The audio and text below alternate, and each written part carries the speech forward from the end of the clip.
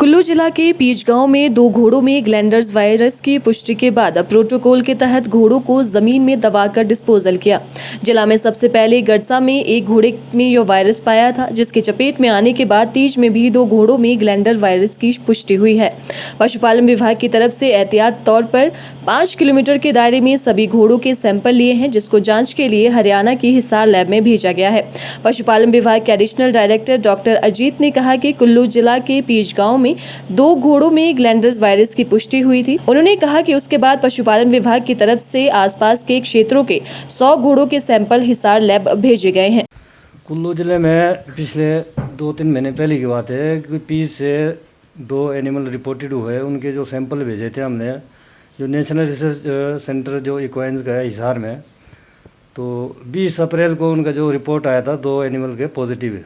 तो उस चक्रों में हमने प्रॉपर जो इनके प्रोटोकॉल फॉलो करते हुए प्रशासन के सहयोग से जो 4 मई 2023 को जो 2 एनिमल पॉजिटिव रिपोर्ट होते हैं, इनको यूथनाइज करके प्रॉपरली डिस्पोज जो ज़मीन खोद के उसमें जो प्रॉपरली SOP जो फॉलो करके उनको हमने यूथनाइज कर दिया है।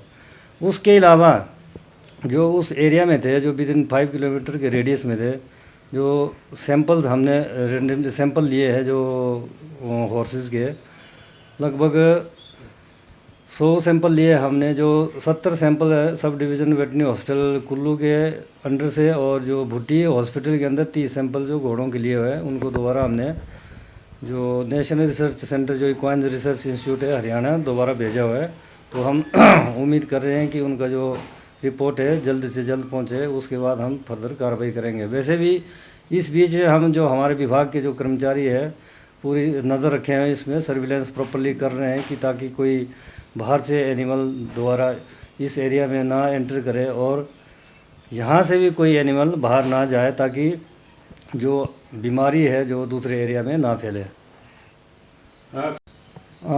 वही है कि अभी हम ये जो हमने जो अभी पिछले 23 मई को जो सैंपल भेजे हैं 100 सैंपल, उनका जो अभी रिपोर्ट जो हिसार से जो इक्वाइंस रिसर्च इंस्टीट्यूट हिसार से भी हमें प्राप्त नहीं हुए। जैसे ही रिपोर्ट हमें प्राप्त हुए फर्दर हम उस हिसाब से एक्शन करेंगे।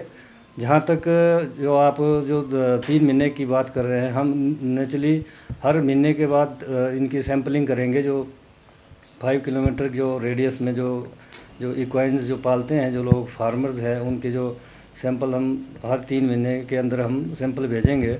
और अगर 3 महीने के अंदर अगर कोई रिपोर्ट पॉजिटिव नहीं आएगा तो इस एरिया को प्रशासन के थ्रू इनको जो ग्लैंडर फ्री घोषित किया जाएगा।